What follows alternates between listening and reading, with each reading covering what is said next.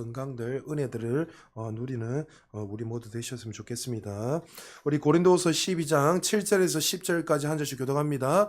여러 계시를 받은 것이 지극히 크므로 너무 자만하지 않게 하시려고 내 육체에 가시고 사단의 사자를 주셨으니 이는 나를 쳐서 너무 자만하지 않게 하려 하심이라.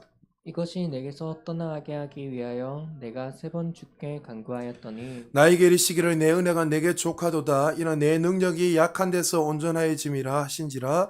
그러므로 도리어 크게 기뻐함으로 나의 여러 약한 것들에 대하여 자랑하리니 이는 그리스도의 능력이 내게 머물게 하려 함이라.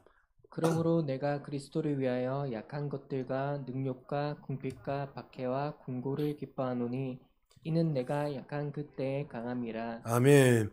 오늘 본문을 가지고 마지막으로 바울이 가시는 하나님 주신 질병인가 라는 제목으로 말씀을 전하고 마지막으로 10가지 가지고 왜 많은 교회에 많은 성도님들에게 치유가 일어나지 않는가에 대한 이 진단을 하고 이제 전체적인 치유자 그리스도는 마무리하겠습니다. 많은 사람들은 이때까지 전통적인 해석이 여러분에게도 여러 번 이야기했지만 이 바울의 육체의 가시는 질병이다. 하나님이 그를 치셨다. 왜냐하면 밑에 내용을 읽어보면 그가 너무 교만하지 않게 하기 위해서 자만하지 않기 위해서 하나님께서 그에게 육신적인 질병을 주시고 고통을 주셔서 겸손한 종으로 이렇게 사용하기 위해서 하나님께서 질병을 주셨다. 그럼 저도 질병이 걸려야 된대. 나는 뭐 너무 겸손해서 안 주시는 거예요, 하나님이. 많은 분들이 어떤 그런 것들을 한번 말씀을 전했을 때 우리는 항상 성경적 근거를 봐야 되는데 성경적 근거가 아니라 어떤 전통적으로 어떤 해석들을 듣고 또 다양한 사람들의 카드라 통신을 들으면서 그것을 마치 그것이 진리인 양 받아들일 때가 얼마나 많이 있는지 모릅니다. 많은 사람들이 그렇게 신앙생활 하면서도 여러분이 늘 말씀드리지만 하나님이 누구신지 분명히 알아야 되는데 하나님이 누구신지도 모르고 또 예수님이 우리를 위해서 어떤 일을 행하셨는지도 전혀 모르는 상태에서 신앙생활을 하는 사람들이 너무나 많이 있어요. 교회를 다녀도 하나님과의 관계 가운데 교회를 예수님 믿고 다니는 것이 아니라 그냥 눈에 보이는 어떤 감각적으로 사람이 좋고 그것도 좋아야 되죠. 사람이 좋고 또 환경이 좋으니까 그 환경에 빠져서 신앙생활을 할 때가 참 많이 있다는 거죠. 참 많이 안타깝죠. 사실은 하나님이 누구신지를 알아야지 우리가 신앙생활이 정말 기쁨이 있는데 오늘도 마찬가지입니다. 이런 질문을 했을 때 정말 이것이 하나님이 주신 것이 맞는가? 아니면 정말 어떤 의도가 있나 이것을 성경적 근거를 가지고 우리가 서로 연구해보고 읽어봐야 된다 불구하고 그 사람들이 그렇게 말하니까 뭐 1차적으로 당연히 목사가 책임이 있겠죠. 그렇게 말하니까 그런갑다 이렇게 생각할 때가 많이 있습니다. 자, 그래서 우리는 먼저 이 본문을 찾으려고 하면은 우리가 사도행전 9장 12절에서 우리 19절까지 먼저 이걸 봐야 됩니다. 왜냐하면 많은 사람들이 바울이 이렇게 질병에 걸린 이유는 바로 다메섹 도상에서 주님을 만나고 난 후에 그가 그때 잠시 눈이 보이지 않을 때가 있었죠. 그래서 그 일로 인하여서 많은 학자들이 뭐라고 하냐면 바울은 그때 안질이 걸려서 그가 앞을 제대로 보지 못했다. 그리고 또 간질이다. 강단에서 설교할 때마다 바울이 쓰러지고 간질로 거품을 이렇게 해서 간질이다, 안질이다. 이렇게 이야기해요. 그래서 하나님께서 바울을 목회를 잘 할 수 있도록 옆에 누굴 붙여놨다고요? 의사였던 누구요? 누가를 붙여주셔서 그를 주치의로서 그를 그렇게 했다. 이렇게 많이 이야기합니다. 맞습니까, 여러분? 자, 사도행전 9장 12절에서 우리 19절까지 한 절씩 교독합니다.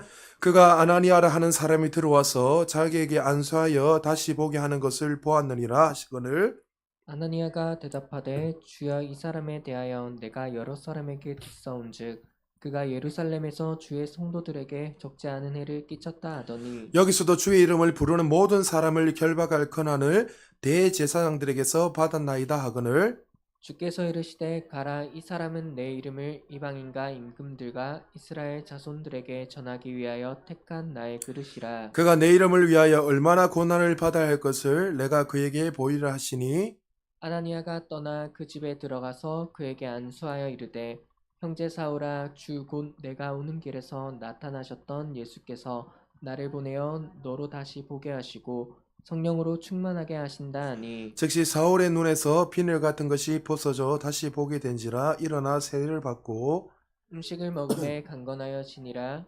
사울이 다메섹에 있는 제자들과 함께 며칠 있을새 아멘. 하나님이 제자 아나니아를 통해서 바울에게 안수할 때 어떤 일이 일어났지요? 그의 시력이 이때 회복됐어요, 안 됐습니까? 회복됐지요. 할렐루야. 회복됐는데 어떻게 여기서 말하는 육체의 가시가 그에게 안질이라고 말할 수 있냐는 거죠. 바울이 여러분 잘 아는 복음을 전하였을 때 섬에 들어갔을 때 그때 독사에게 물리게 됐죠, 맞죠?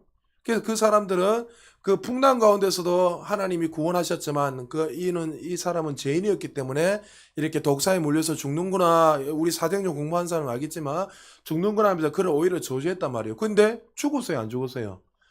바울은 신성한 건강을 누구보다 잘 아는 사람이었고 영생이 무엇인지를 아는 사람이었습니다.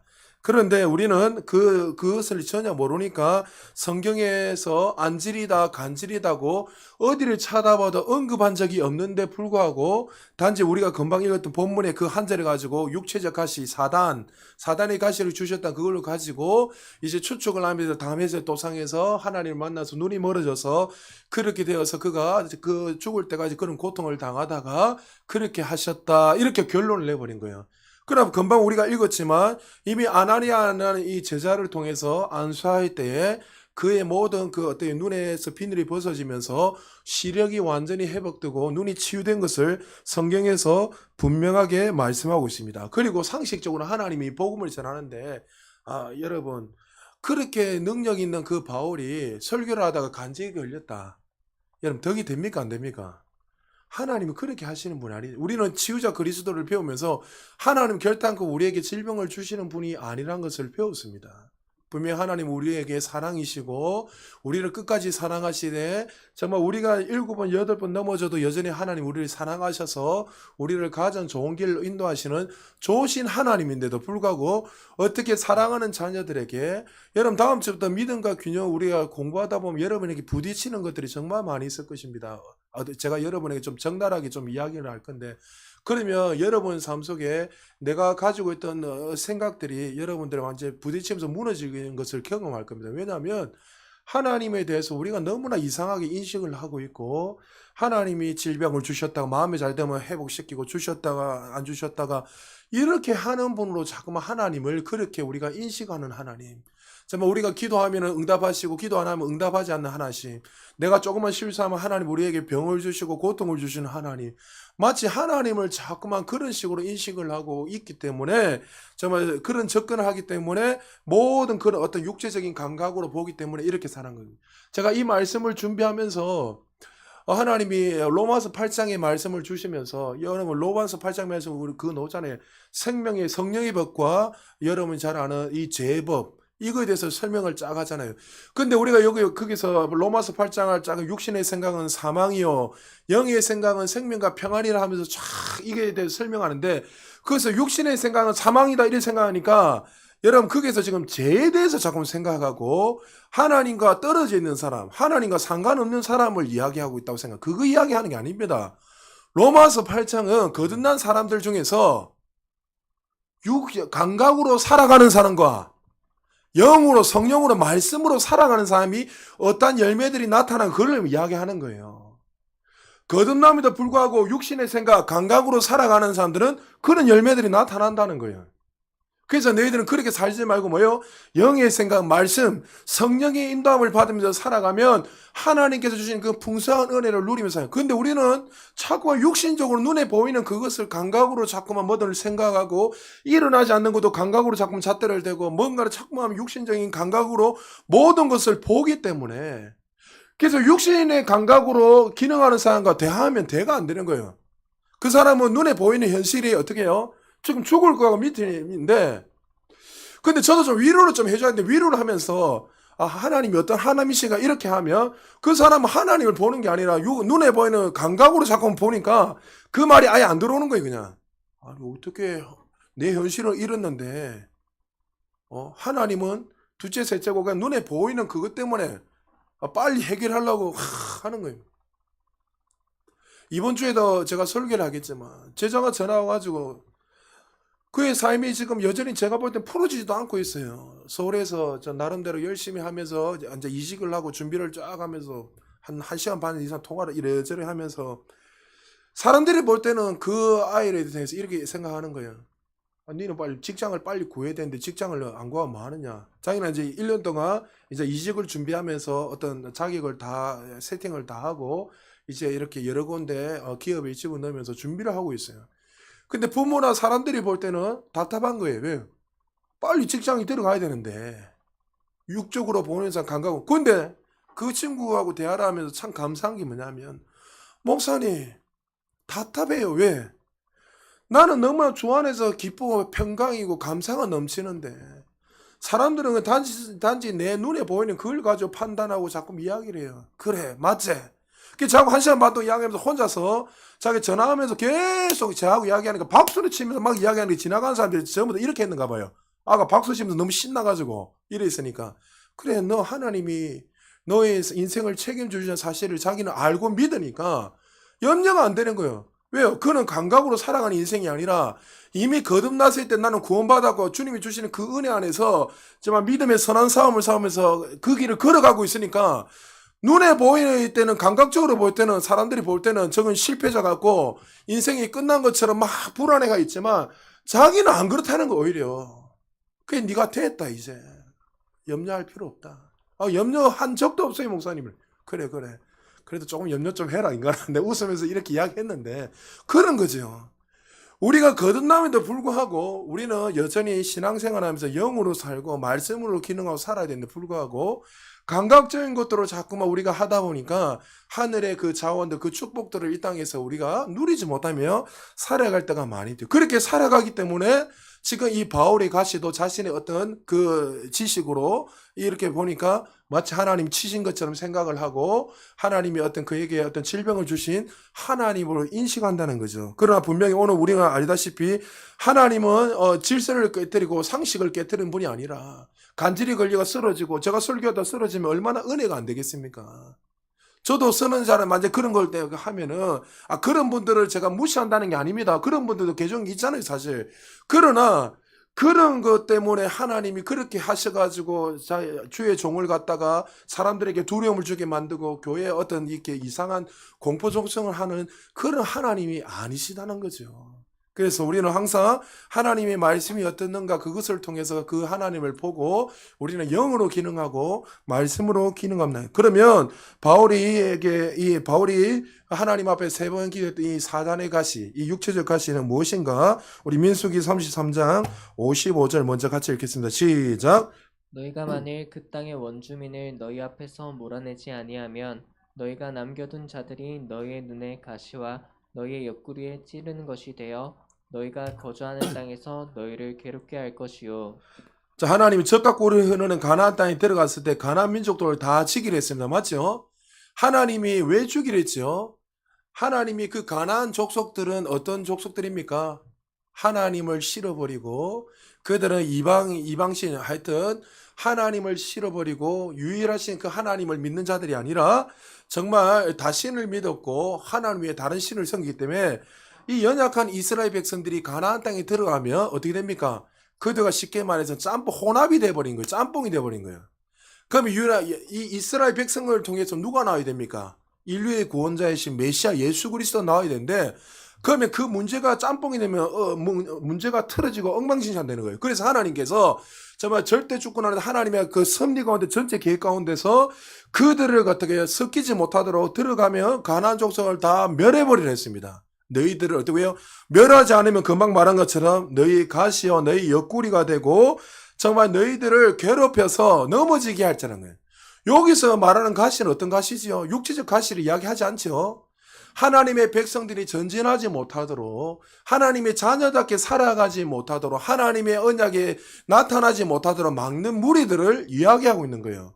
성경에서 말하는 육체적 가시는 분명히 그것이 아니란 거죠. 이것을 말씀하고 있습니다. 요수아 23장 13절에서도 동일하게 말씀하고 있습니다. 우리 같이 한번 읽어볼까요? 시작. 확실히 알라 너희의 하나님 여호와께서 이 민족들을 너희 목전에서 다시는 쫓아내지 아니하시리니 그들이 너희에게 올무가 되며 덫이 되며 너희 옆구리에 채찍이 되며 너희의 눈에 가시가 되어서 너희가 마침내 너희의 하나님 여호와께서 너희에게 주신 이 아름다운 땅에서 멸하리라. 여호수아 죽기 전에도 동일하게 이야기하죠. 너희들이 정말 이들을 죽이지 않으면, 쫓아내지 않으면 올무가 되고 옆구리에 채찍이 되고 너희의 눈에 가시가 되어서 마침내 하나님께서 주신 아름다운 땅에서 누리지 못하고 너희들을 멸망시키기 위해서 하나님이 온전한 뜻이 나타나지 못하도록 하나님의 자녀들을 대적하고 넘어지게 하는 것을 그들이 가시라고 성경에서 분명히 말씀하고 있습니다. 사사기 2장 2절에서 3절 한 절씩 교독합니다. 제가 2절 먼저 했습니다. 너희는 이 땅의 주민과 언약을 맺지 말며 그들의 재단들을 헐라하였거늘 너희가 내 목소리를 듣지 아니하였으니 어찌하여 그리하였느냐? 그러므로 내가 또 말하기를 내가 그들을 너희 앞에서 쫓아내지 아니하리니 그들이 너희 옆구리에 가시가 될 것이며 그들의 신들이 너희에게 올무가 되리라 하였노라. 할렐루야. 자, 성경에서 분명히 가시는 육체적 가시를 이야기하지 않고 있죠. 하나님의 자녀들이 정말 전진할 때 전진하지 못하도록 올무가 되고 넘어지게 하는 자들, 그것을 가지고 사단의 가시라고 분명히 성경에서 말씀하고 있습니다. 우리가 거듭나고 난 후에 하나님께서 우리에게 육체의 질병에 이를 준 것이 아니라 끊임없이 하나님의 복음이 전하지 못하도록 우리의 삶 속에서 끊임없이 하나님의 역사들이 일어나지 못하도록 막고 넘어지게 하고 대적하는 그 무리들을 성경에서는 사단의 가시다. 그래서 바울이 이것 때문에 너무나 고통스러워, 육신적으로 너무나 고통스러워서 하나님 제발 그들의 복음 전하는데 내가 주님의 일을 전진하는데 맡고 있으니 제발 이 자들을 좀 떠나게 해달라고 3번 간구했지만 하나님 뭐라 했습니까? 네 은혜가 족하다. 왜요?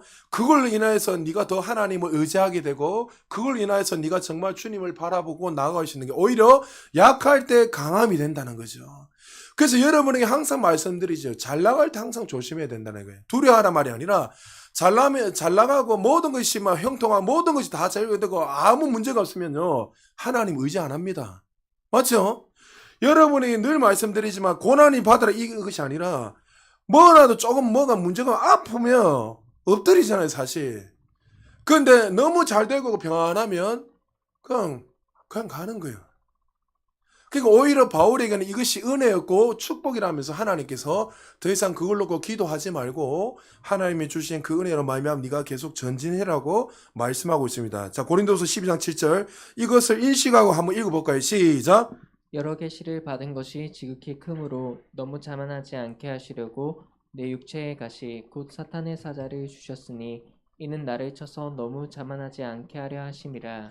그러니까 하나님께서 그를 어떻게 해요? 이 사단을, 이 대적들을 허락하셨잖아요. 왜 허락하셨을까요?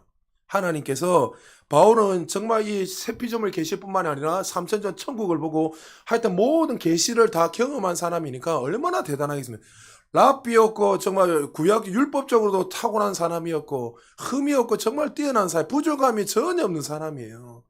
하여튼 일 중심적인 사람이었고 어떤 것이 목적이 있으면 분명히 그 목적을 해내는 사람이고 그런 사람인데 하나님께서 이 육체적 가시 이 대적들을 허락한 이유는 그것을 통해서 네가 얼마나 연약한 자고 부족한 자고 깨달아서 이것이 네 힘으로 열심으로 하는 것이 아니라 하나님의 전적인 은혜로 한 것을 깨닫게 하기 위해서 오히려 하나님께서 더 풍성한 은혜를 주시기 위해서 그것을 허락하신 것이지 그를 멸망시키고 지기 위해서 하셨다는 사실이 아니라는 거죠. 그래서 여기서 처서라는 것은 때렸다라는 의미가 아니라 원문에 찾아보면 여러분 우리가 뷔페에 가면 어떻습니까?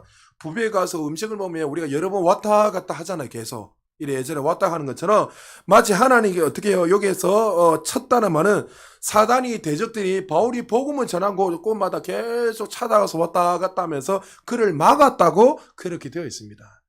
그러니까 질병이 아니라 이 대적들 정말 하나님의 자녀들이 복음을 전할 때 우리 여기서 말하는 건 복음이잖아요. 사실 구체적으로 말하면 그러면 우리 개인에게도 복음도 되게 당연히 복음이 있지만 우리가 하나님의 뜻대로 살려고 하고 하나님 말씀대로 기능하며 살려고 하면 사단은 끊임없이 우리에게 어떻게 해요? 그 일을 막아서 우리가 정말 넘어지게 하고 실패하게 하는 가시 역할로서 그렇게 한다는 거죠.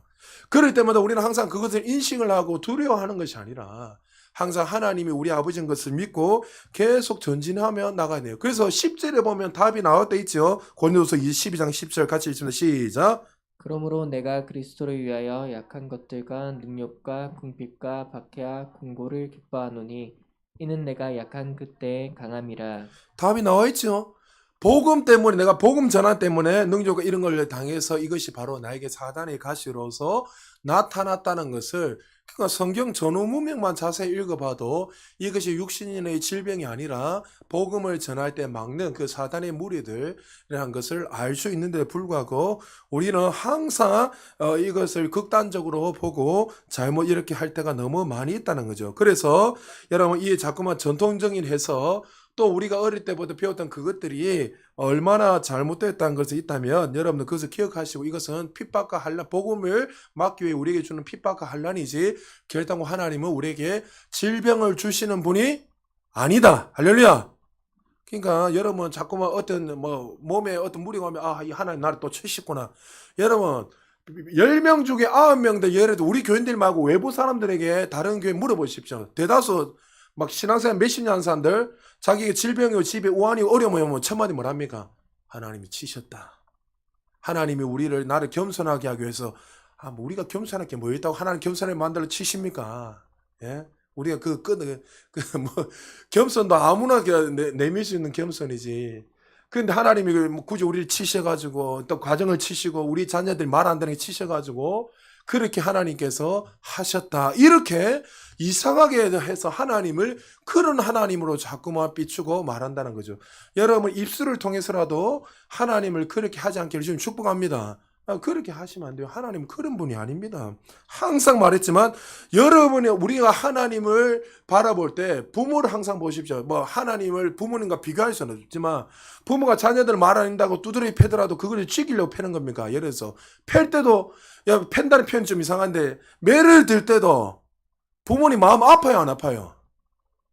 다 아프다잖아요. 이로는 아프대. 저도 우리 아이들 어릴 때 제가 힘이 좋은 게 잡아가 우리 하미 이야기하는 제가 다리 잡아가 뒤로 들었어요. 하미나 맞지? 거기 끄덕거리잖아요. 힘이 좋은 게 들어가지고 발바닥은 때리도 좋으니까. 근데 앞에서는 막 제가 막 소리 지르고 했지만 돌아서서 울었어요. 마음이 너무 아프고. 그게 부모 마음이잖아요.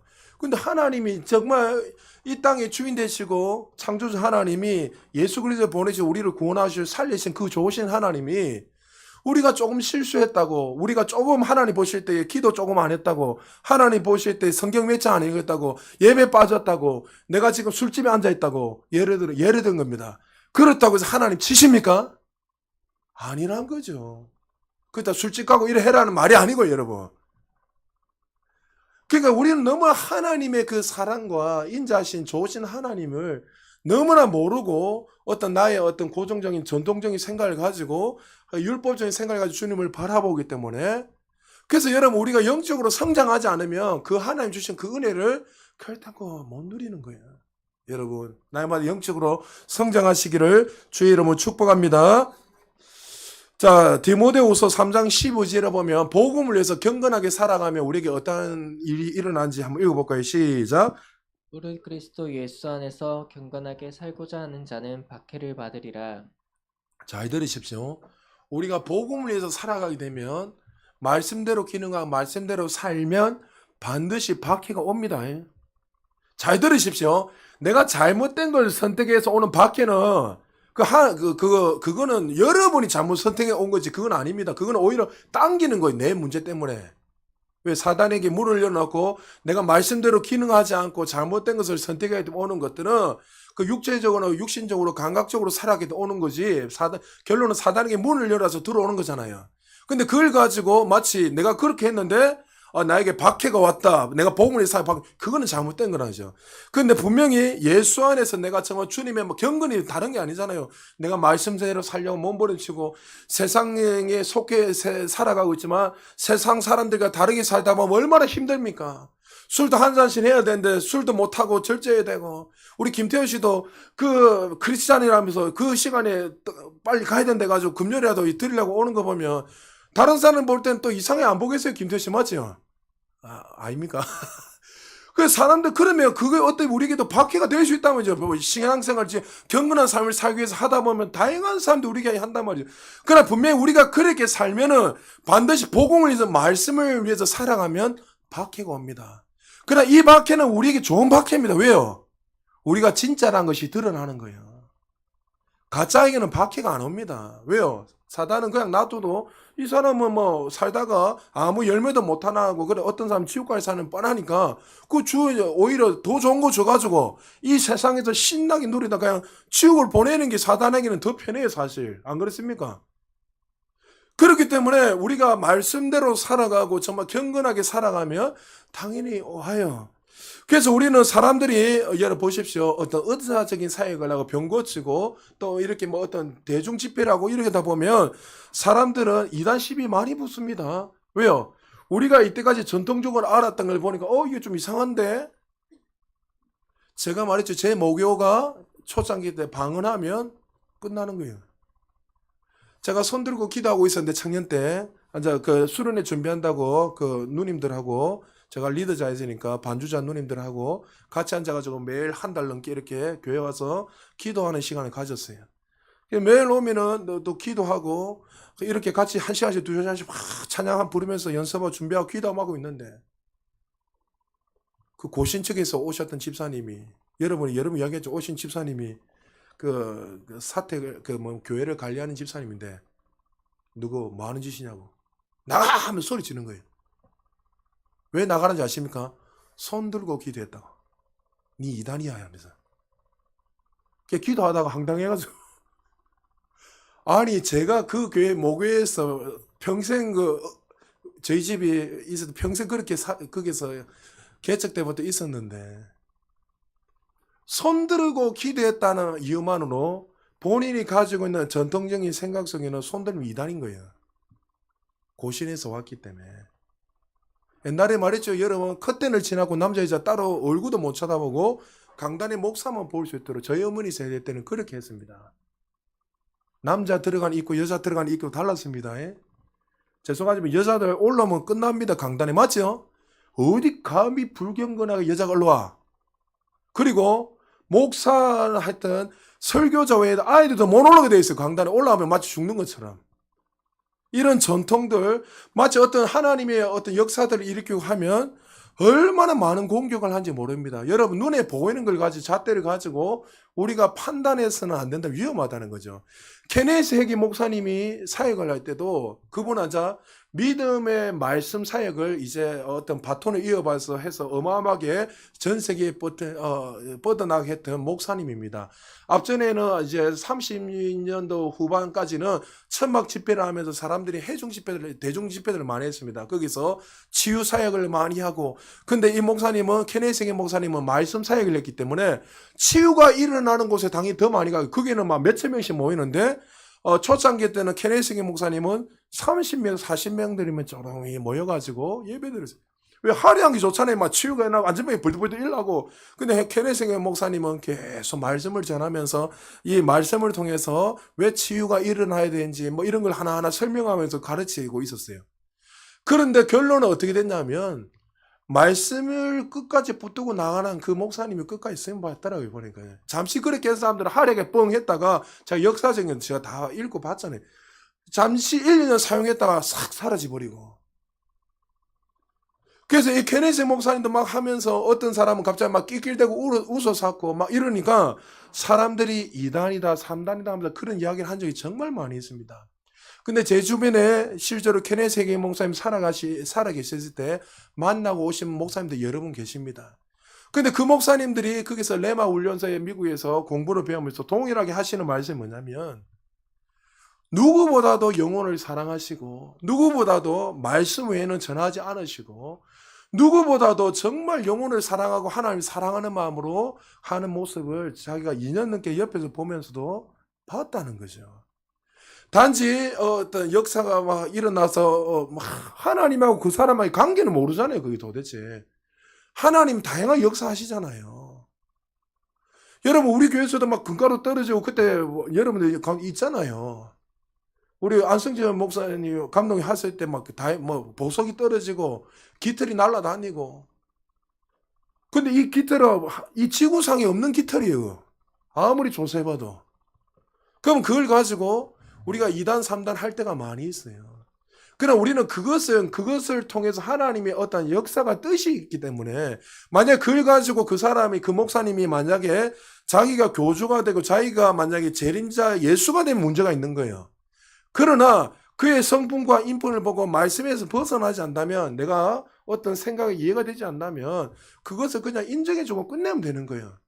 그래서 케니스 헤이 목사님도 막 그런 할 때마다 끊임없이 그렇게 해서 막는 거예요. 왜 막습니까? 금방 말한 것처럼 사단은 진리를 온전히 나타내지 못하도록 수단과 방법을 가리지 않아서 하는 거예요. 여러분, 이단 신이나 진짜 엉뚱한 짓 하는 사람들은요, 그 사람들은 거짓말을 하면서 하기 때문에, 그런 진리가 아니기 때문에 그런 일들이 없습니다. 시비가 잘 없습니다. 그런데 정말 복음을 전하고, 제 스승 목사님도 초창기 때 얼마나 이단 시비 많이 붙었다고요. 교회를 2개나 세워놨고 자기가 쫓겨났어요. 본인이 개척해서 교회를 어마어마하게 세워놨는데 와가지고 이단 시비 붙여가지고 쫓아내버리고 정말 누구보다도 하나님을 사랑하고 하는 사람인데, 그래서 우리는 항상 우리가 주님 말씀대로 살아가면, 정말 복음을 위해 살아가면 경건한 거, 이 조건은 경건이에요. 잘 들으십시오. 내가 복음은 주 그리스도 안에서 그렇게 복음을 위해 살아가야 되면 박해가 온다는 것은 당연해요. 그래서 여러분, 그걸 가지고 두려워하지 말고 오히려 이것을 우리가 말씀을 붙들고 나가면 우리가 오히려 더 전진하고 성장해서 하나님이 더 기뻐하시는 그 삶으로 나타나는 자 기억하시고, 아까 서두에 말했지만 내가 쓸데없는 걸로 아내하고 남편하고 싸워가지고 오늘 이 핍박, 이거는 여러분 이 핍박이 아닙니다. 우리가 잘못된 것을 선택하고 그렇게 잘못된 기능하기 때문에 오는 것이지, 그것은 사단으로부터 오는 것이 아니라는 것을 기억하십시오. 그래서 여러분들 이까지만 하고, 이제 그러면 치유를 받지 못하는 이유가 무엇인가? 첫 번째요, 공동체의 불신앙 때문에 대다수 많은 교회가 치유가 나타나지 않습니다. 자, 우리가 속해 있는 교회가 치유를 말하지 않고 아파서 나은 사람이 없고 또 담임 목사나 그 교회에서 치유의 말을 전혀 하지 않고, 그러면 그 계시가 나타날까 안 돼요? 그 교회는 나타날 수가 없습니다. 그래서 그곳에서 혼자 신앙생활 하려면 너무 힘든 거예요. 나는 치유가 믿어지고 방언도 믿어지고 예언도 믿어지는데, 그런데 그 교회에서는 그렇다 그 교회가 잘못됐다 이야기하시면 안 됩니다. 그 사람의 수준의 계시가 그거밖에 안 되기 때문에 안 나요. 우리는 이전에는 자꾸 틀렸다고, 저도 많이 그렇게 했습니다. 저 인간 되겠나고 저래 가겠네 하고 막 저도 삿대질 많이 했는데, 제가 시간이 지나 좀 더 보니까 그것이 아니라 그 사람에게는 계시가 없는 거예요. 그게 본인은 어떻게 해요? 치유도 끝났고 성령의 역사도 끝났다고 자는 그렇게 인식을 하고 받아들이니까 하나님이 인격적이시기 때문에 그 수준에 맞춰서 안 나타나는 거예요. 근데 오히려 그 교회는 어떻게 해요? 하나님 주신 그 은혜들을 더 많이 못 누리는 거예요. 그래서 어떤 사람들이 어떤 집회를 가거나 그 교인들 중에 가다가 그걸 경험하고 나면 완전 부딪히는 거예요. 답답해서. 왜요? 나는 이 말씀을 통해 분명히 믿어지는데, 이것이 정말 진짜인데 왜 그런 일들이 안 되지? 저는 이런 일이 실제로 많이 있었습니다. 제가 가는 곳마다 그런 일들이 정말 많았기 때문에. 그래서 제자 중에 한 목사는 자기가 이제 그 교회는 어떤 교회냐면 성령의 역사도 이제 뭐 끝났고 은사도 끝났고 방언도 2000년 전에 끝나고 다 끝났다는 거예요. 근데 아이들 중등부 수련을 하는데 난리가 났는 거예요. 하나님 임재하셔서 아들이 성령 세례를 받고 방언을 만하고, 더 놀라운 사실은 거룩한 부장이, 그 전통 교단에서 자한테 거룩한 부장이 자기 입에서 방언하기 시작해요. 이거는 가짜야. 사단이 주는 거야. 잘못된 거야. 자기가 하고 있는데. 그러라고 앉아가지고 목사님 이거는 신학적으로 잘못된 겁니다. 자기가 방언을 말하고 있는데 잘못된 겁니다. 이렇게 이야기하는 거예요. 왜 이런 일이 일어나죠? 공동체 불신앙이란 거예요. 공동체 불신앙. 저도 이전에 한 가지 예들은 교회 어른교가 다 드러나기 때문에 했는데, 중고등부 아이들이 청년들이 할 때 막 성령 받고 저거 다 받고 막 치유되고 난리가 났어요. 근데 그 교회는 막 그런 거 하면 별로 안 좋아하는 거예요. 근데 또 가만히 있으면 되는데, 은혜 받은 사람이 돌아다니면서 내가 막 병이 나았다, 뭐 또 아이들이 막 문제가 해결돼 이렇게 막 하니까 당연히 담임 목사 기회가 다 들어가겠죠. 장로님 기회까지 다 들어가고. 근데 제가 말씀에서 벗어나는 건 안 하기 때문에 하나님 지혜를 주셔서 항상 이런 역사가 일어나도 말씀에 근거해서 해라는 그 지혜를 하나님 저한테 주셨어요. 그런데 이 부장도 어떤 사람이냐면 거룩거리는 거예요. 율법, 전통, 주일날 커피숍에 가면 이단인 거예요. 제가 여러분 이야기했잖아요. 아이들 중등부 고등부 아들 가르칠 때에 아이들 평일날 만날 수 없으니까 주일날 저녁에 왜냐 만날 시간이 없는 거예요. 그래서 제가 커피숍에 같이 앉아서 상담을 하고 이야기하고 있는데 지나가다가 그 부장 집사님 저를 받는 거예요. 전화 바로 와서 목사님 뭐 하는 짓입니까? 목사님 이단 아닙니까? 어떻게 주일날에 돈을 씁니까? 이렇게 들어간 거예요. 제가 그때 한참 한가닥 할 때입니다. 저 집 확직일까? 지나마니까 그냥 웃으면서. 근데 결론은 이제 수련회 때 부장 집사니까 따라와야 되잖아요. 앉아있는데 먼저 은혜 받았던 집사님들이 집사님 목사님 분명히 성경에 말했는데 성경에 분명히 이런 것들이 다 있다고 했는데 그래서 제가 말씀을 전하면서 1대1로 이렇게 했습니다. 옆에 이제 교사 선생님 같이 앉아있고 성경에 분명히 있지 않습니까? 하나님 역사는 이렇고 성령 역사는 이렇고 또 성령이 임하면 다양한 역사에는 방언도 나타나고 연도하고 또 치유되고 다 일어납니다. 그러니까 그분은 율법적인 사람이었기 때문에 말씀에서 말하니까 믿을까요? 안 믿을까요? 신학적으로는 자기는 자기의 어떤 전통으로는 믿을 수 없다 안 하는데 성경에서는 맞다 하니까 거기에서 막 갈등이 일어나는 거예요. 그러라고 지수하니 기도합시다 이랬어요. 어떻게 됐을까요? 기도하는 순간에 난리가 났는 거예요. 방언을 하기 시작하고 갈등이 되는 거예요. 말은 하기 싫은데 방언이 막 계속 나오고 이거는 잘못된 건 한데 계속 나오고 막 하니까 결론은 그걸 깨닫고 내가 얼마나 하나님의 그 말씀을 벗어나서 불신앙으로 살았는지 모르겠다 하면서 저한테 이야기하셨어요. 왜 그렇죠? 공동체의 그 불신앙, 공동체에서 이 치유나 어느 하나님 진리 말씀 바르게 전가하지 않으니까 거기에서 성도들이 어떻게 그것을 그렇게 인식을 하고 살아가기 때문에 어떤 치유나 역사들이 일어나지 않는다는 거죠. 그래서 우리는 항상 하나님이 말씀하시면 하나님 말씀은 항상 오르시다. 할렐루야. 항상 그렇게 나가셔야 돼요. 내 어떤 전통 경험으로는 이해가 되지 않다도 이성의 논리 이해가 되지 않아도 하나님이 맞다면 그냥 가시면 우리에게 은혜가 부어진다는 거죠. 그리고 두 번째 계속 말씀드리지만 전통에 의한 치유 역사가 나지 않습니다. 예수님이 말씀하신 것처럼 사람의 전통으로 그 사역들을 막고 있기 때문에 그들의 삶에서 하나님 주시는 유업이나 축복들이 또 치유가 일어나지 않습니다. 마가복음 7장 8절 9절 같이 읽습니다. 시작. 너희가 하나님의 계명은 버리고 사람의 전통을 지키느니라. 또 이르시되 너희가 너희 전통을 지키려고 하나님의 계명을 잘 저버리는도다. 아멘. 그러니까 예수님도 그렇게 진리를 말했지만 그들 안에 있는 그 율법. 그래서 여러분에게 치유돼서 이전에 한번 할 때 기억납니까? 신성한 소를 죽이라.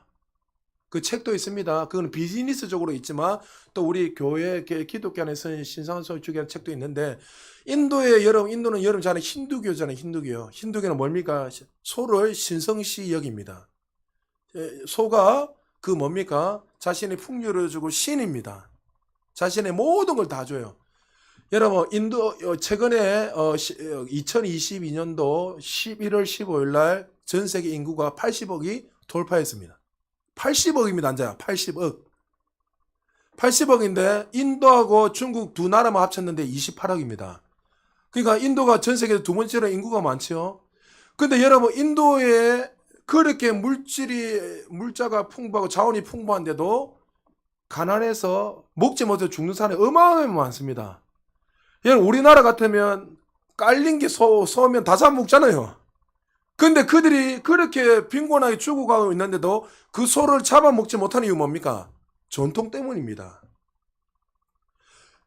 계속 위에서부터 계속 내려와서 그 소가 신이기 때문에 우리가 그 소를 잘 신성시 여기면 다음 세대에 자기들은 복을 받고 그렇게 살아갈 수 있다는 것들을 그들의 전통을 통해서 율법에 의해서 믿고 있기 때문에 그래서 우리는 신성한 소를 죽여야 돼요. 우리 안에 있는 율법들, 전통들.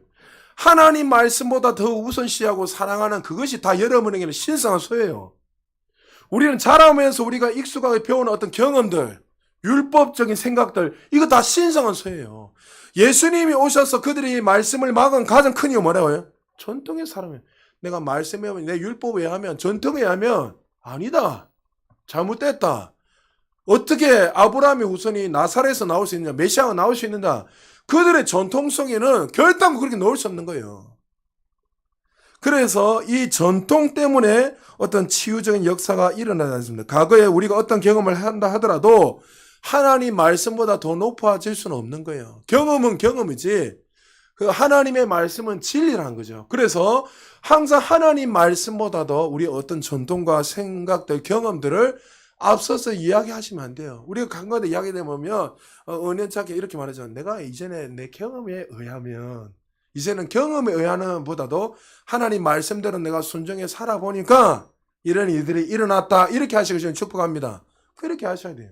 자꾸 경험을 계속 말하다 보면 나도 모르게 말씀보다도 어떤 나의 전통들, 내 잘못된 어떤 견고한 진들을 가지고 신앙생활을 그래서 어떻게 해요? 하나님 우리에게 최고 은혜를 부어주셔도 그 전통적인 생각 때문에 하나님의 어떤 역사들이 일어날 수 없다는 거죠. 그리고 또 왜 많은 사람들이 치유가 일어나지 않냐면 치유에 대한 열망이 없어서 그렇습니다.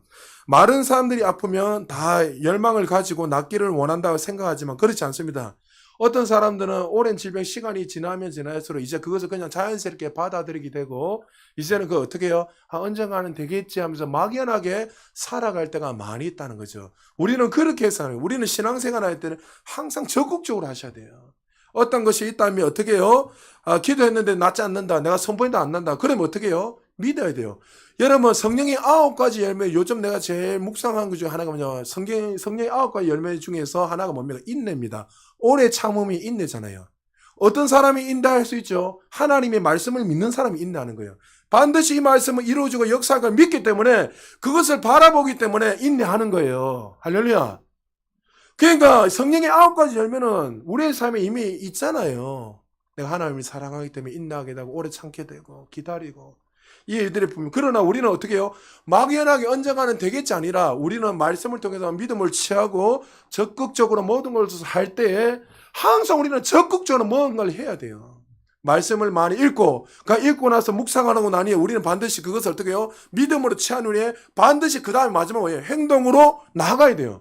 그럴 때 역사가 일어나는 것이지 우리는 수동적으로 계속 앉아서 언젠가는 되겠지 되겠지 하면서 막연하게 있으면 그 일들을 놓치고 살아갈 때가 많이 있다는 거죠. 그래서 여러분들 치유에 대한 열망이 없고 그리고 막연한 기대감 때문에 우리는 전진하지 못하도록 막을 때가 많이 있습니다. 그리고 우리는 기적에만 의존하기 때문입니다. 말씀을 의지하지 않고 이것도 다 연결된 거죠. 어떤 기적이 막연하게 일어나면 되겠지 하면서 자신의 믿음을 가지고 전진하는 것이 아니라 예수님도 사역을 하실 때 나오는 자는 다 치유했잖아요. 그러나 여러분 우리가 19가지 예화를 시작할 때 하면서 세 부류는 못 나왔대죠. 근데 그 사람들은 뭐요? 그냥 믿음이 없었는 거예요. 막연하게. 그렇지만 하나님 어떻게 해요? 그 믿음 없는 자도 긍휼히 여겨주셔서 하나님 낫게 하셨지만 그 하나님 정말 우리에게 원한 것은 막연하고 또 우리에게 어떤 기적을 일자는 누군가는 해주겠지 않은 그것이 아니라 우리는 어떻게 해요? 믿음의 선한 싸움을 싸워서 날마다 전진하고 이기는 자로 살기를 원하세요. 여러분 기적을 바라는 자가 되지 말고 기적을 행하는 자가 되시기를 주님 축복합니다. 우리의 삶에 걸어가는 가운데 하나님의 역사가 일어나고 하나님의 불이 떨어지고 능력이 나타나고 하나님 말씀한 대로 그런 역사들이 우리의 삶에 일어나는 것이 당연하다는 거죠. 그리고 또 이것이 6번째 많은 분들이 걸렸는데 보기 전에는 믿지 않고 증상이 없어지기만을 바라게 됩니다. 아까 로마서 8장 말한 것처럼 다 감각적으로 육신적으로 기능하고 살아가기 때문에 자꾸만 여기서 묶여버린 거예요. 많은 사람들이. 치유사역을 하면서 아무리 믿음을 말해도 말씀을 말해도 결국에도 많은 사람들이 치유가 일어나지 않는 이유가 뭐냐면 그 중에 하나가 바로 이것 때문입니다. 기도받고 나면 그 즉시 증상이 나와야 되는데 안 나니까 두려움을 취하게 되고 말씀은 온데간데 없이 현실의 벽 앞에서 이거 치유가 안 됐는가 보다 하면서 증상을 보고 이야기하는 거예요. 저는 그런 사람들 정말 많이 봤습니다. 하나님의 약속은 치수가 없잖아요. 말씀은 반드시 이루어지고 기도했을 때 하나님은 분명히 다 나왔습니다. 예수님도 기도했을 때 첫 번째 눈이 어느 정도 열리지 않는데 두 번째 기도했으면 그것은 하나님 한 번에 만에 못 낫게 하시는 거 아니잖아요.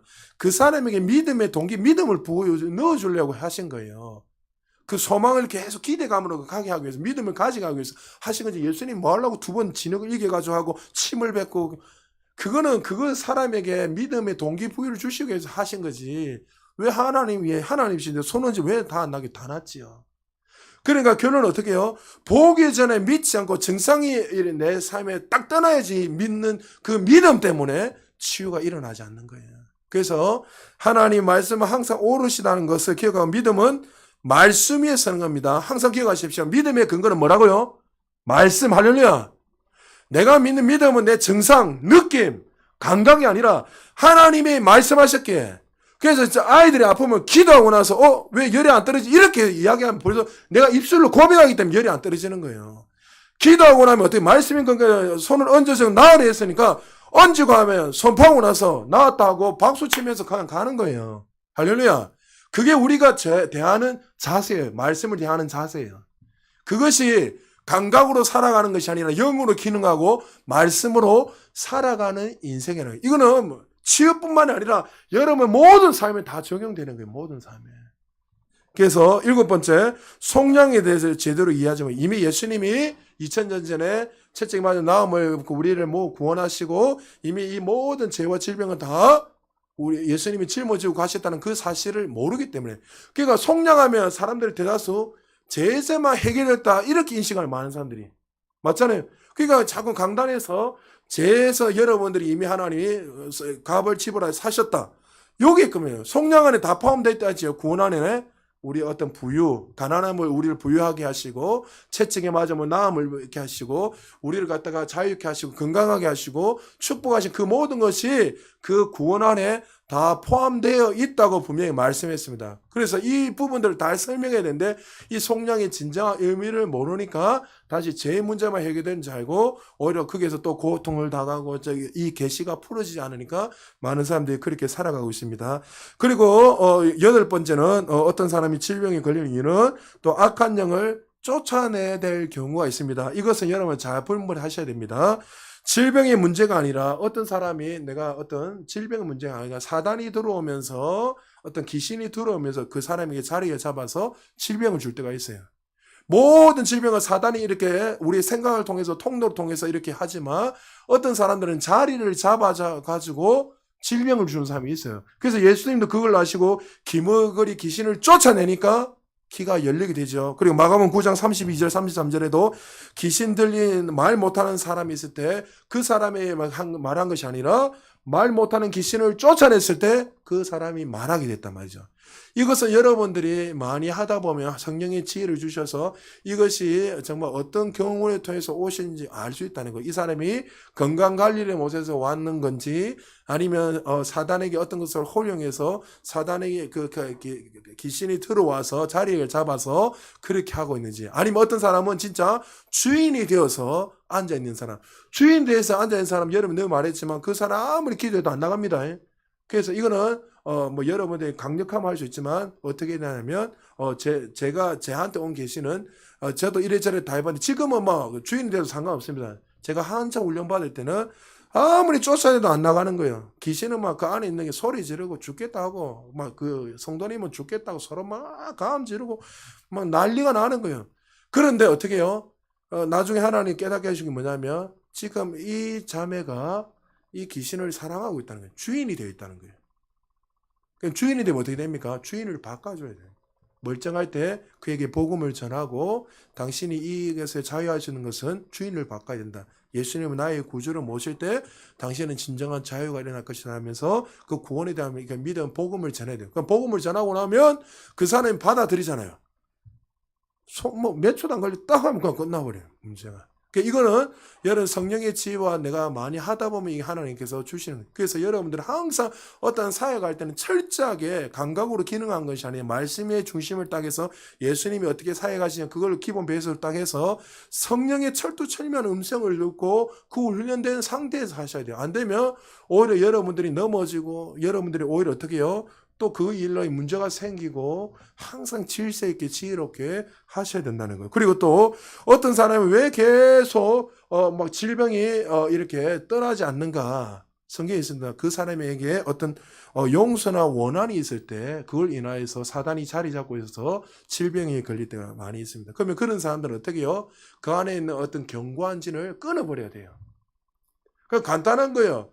뭐 하나님 용서해 그러면 내가 그 사람 용서합니다. 사랑합니다. 그냥 끝나는 거예요. 근데 우리는 어떻게 해요? 너무 억울하니까. 맞죠? 억울하니까 내가 너무 그 사람 때문에 너무 고통당하니까 이거 못 놓는 거예요. 그럼 잘 보십시오. 내가 미워하기는 그 미움은 하나님의 뜻과 안 맞잖아요.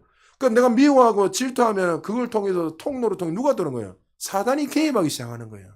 그러면 여러분 어떻게 그걸 통해서 염려가 되고 두려움이 하다 보면은 그 삶이 어떻게 해요? 문제가 생기는 거예요. 저한테 하나님 주신 것들은 어릴 때 막 많이 놀라고 두려운 사람들은 심장이 약해요. 이거는 저한테 주신 거예요. 절대적인 거 아닙니다. 심장이 약하고. 또 어떤 사람들은 위가 안 좋은 사람들은 걱정이 많은 사람들, 염려를 많이 하고. 하나님 저한테 주신 거예요. 그러니까 이거는 절대적인 거 아닙니다. 그래서 어떨 때는 막 기도하기 전에 몇 마디 해보고 그 염려를 해서 자유하십시오. 이 한마디에 그 병이 나와버려요. 그러니까 이런 부분들을 내가 나도 모르게 말씀이 아닌 다른 것을 자꾸만 내가 견고한 자리 잡아서 내 안에 들어와서 견고한 진이 있기 때문에 그런 것들을 끊어내 버려야 된다는 거죠. 그래서 그것은 여러분들이 누구보다도 우리가 개인적으로 알고 또 어떤 기도할 때 하나님 또 모르는 것들을 성령께서 알게 해주셔서 그 사람들에게 치유하는 사람을 통해서 이렇게 받으면 돼요. 그렇지만 여러분들 저는 우리 교회 성도님들이 막 내적 치유하면서 넣었다 뺐다 이런 거 하지 마세요. 네, 그런 거 하지 마시고 저도 다 해봤기 때문에 계속 들어갔다 나갔다 들어갔다 나갔다 뭘 조금 들어갔다 나갔다 합니까? 하나님의 잘 들으십시오. 자, 하나님의 백성에게는 사단이 들어올 수 있어요? 못 들어와요? 믿습니까? 내 안에 성령님에게 내가 거룩한 자인데 어떻게 들어옵니까? 그러니까 여러분 분별이 뭐냐면 사단의 생각을 통해서 마치 그렇게 한 것처럼 인식을 시켜버리는 거예요. 그러니까 여러분 결단코 하나님의 자녀들은 사단이 어떻게 할 수 없습니다. 그리고 마지막으로요. 죄의 문제 때문에 이렇게 또 이런 질병들이 치유가 다 잘 안 될 때 있습니다. 그래서 여러분 고린도서 11장 23, 30절 읽어보면 성찬을 참여할 때 먼저 내 자신을 돌아보라 했잖아요. 그것은 함부로 막 이래 해란 거 아니라 내가 죄를 지었기 때문에 이게 아니라 하나님 앞에 그렇게 성결하게 살아라는 것을 이야기하는데 자 우리가 반복적인 죄를 계속 짓다 보면 그것 때문에 지옥 가는 게 아니랬죠. 거듭난 자들도 죄를 짓잖아요 사실. 근데 죄를 짓다 보면 그걸 통해서 끝내는 누가 개입하는 거예요? 사단이 개입한다는 게 사단이. 그것 때문에 사단이 통해 오는 거지. 그래서 여러분들 계속 반복되는 죄를 짓고 성찬에 합당한 삶을 살지 않고 그리스도와 하나 된 삶을 살지 않고 여전히 죄와 가담하고 살다 보면 나도 모르게 어떤 그 사단이 이 죄로 인해서 들고 와서 우리에게 질병을 주고 고통을 줄 때 있다. 그래서 여러분들이 어떤 오랜 시간 동안 어떤 질병이 만약에 반복이 걸려 있다면 내 자신을 한번 점검해. 내가 지금 두려움이 오지 않았는가? 내가 아니면 두려운 죄를 짓고 뭐 아니면 내가 막 사람에게 욕을 하고 뭐 어떤 여러분들이 알고 있는 그런 죄들을 계속 반복적으로 지으면서 사단에게 문을 열어놔서 그렇게 살아가고 있지 않는가? 그것을 점검하면 여러분이 제일 잘할 거예요. 그러면 어떻게 해요? 회개하고 어떻게 해요? 이제 주님의 자녀들 그냥 살면 이제 더 이상 문제가 안 일어나요. 할렐루야. 애쓸 필요 없어요. 또 찬양하고 막 맨날 며칠 눈물 제발 그래 하지 마시고 하나님 내가 이걸 말씀을 통해서 수정하고 깨달아서 이제는 안 해야지. 내가 자녀답게 살아야지. 감각으로 안 살아야지. 자녀답게 살아야지 하고 거기서 회개하고 회개는 돌이키는 걸 했잖아요. 내 생각대로 내가 주는 내 방법대로 하나님 말씀에서 벗어나 살아가는 자들이 회개하는 것은 돌이켜서 하나님 뜻대로 살아가는 거. 이게 해결을 했잖아요. 눈물 콧물 짜는 게 해결가 아니고. 그래서 내가 하나님 자녀여서 내가 잘못된 길을 걸어가고 내가 죄를 받아들이고 내가 또 잘못된 생각을 받아들이고 내가 정말 남을 미워하면 안 되는데 내 안에서 아가페 사랑인데 불구하고 내가 그런 마음을 가지고 내가 화내고 분내고 그래 했구나. 그러면 어떻게 해요? 그 즉시 거기서 돌이켜서 살면은 그 문제가 그냥 해결되는 거예요. 그러면 뭐 기도할 필요 없어요. 그냥 나와버려 그런 사람들은. 저는 100에 100면 다 나왔습니다. 그러니까 그런 부분들을 우리가 잘 점검해서 어떤 분들은 막 자꾸 이전에 어떤 큰 질병 걸리면 트라우마가 있어요. 그것 때문에 두려움이 자꾸 오는 거예요. 이 사단이 자꾸 내가 신성은 건강이 있다 하더라도 뭐가 좀 여러분들 어른들 중에 이러잖아요. 자, 이제 가을이 지나 겨울이 되면 아이고 아주 막 또 춥다 어디가 아프다 이렇게 막 이렇게 하잖아요. 그게 몸에서 반응하는 거예요. 그러니까 그게 자꾸 봐요. 감각으로 자꾸 인식을 하고 살아가니까 이제 가을이 오면 겨울이 요쯤 되면 제가 이전에 그랬잖아요. 이전에 제가 가을 되면은 자연스럽게 목감기가 오는 거예요. 그러니까 나는 당연하고 그냥 그런갑다 하고 받아들인 나중에 뭐 속았다는 거 하나요. 니는 왜 자꾸 그것을 받아들이고 있느냐? 당연히 이제 가을 되고 이러니까 이제 요쯤 되면 이제 콜록콜록 할 때가 됐어. 이렇게 저도 모르게 인식하고 있는 거예요, 이게. 감각으로.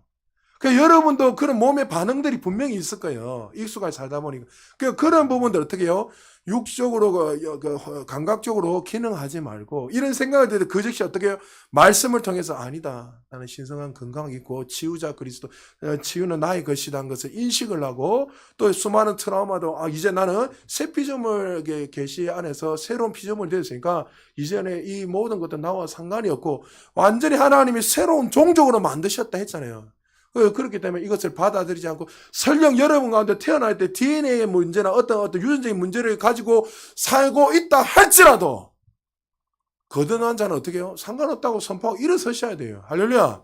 그럴 때에 그의 삶 속에 하나님 주시는 그 축복도 유업들을 날마다 누리며 살아가게 된다는 거죠. 사랑하는 여러분, 오늘 이번 주까지 이 치유자 그리스도를 공부하면서 다시 한번 여러분 삶을 잘 점검하시고, 우리는 항상 하나님 말씀은 약이고 또 우리 믿음으로 치유하는 것이고 우리 모두 치유받는 것이 하나님의 뜻이라는 것을 항상 기억하셔서 여러분의 삶에 어떤 그런 상황이 닥칠 때마다 정죄하고 서로 또 그걸 가지고 내가 믿음이 있나 없나 이렇게 정죄감에 사로잡힌 것이 아니라 말씀을 통해서 전진하시고 이겨내서 항상 하나님 주시는 그 축복도 유업들을 누리며 승리하며 살아가는 우리 모두 되시기를 주의 이름으로 축복합니다. 우리 시간 다시 한번 기도하겠습니다.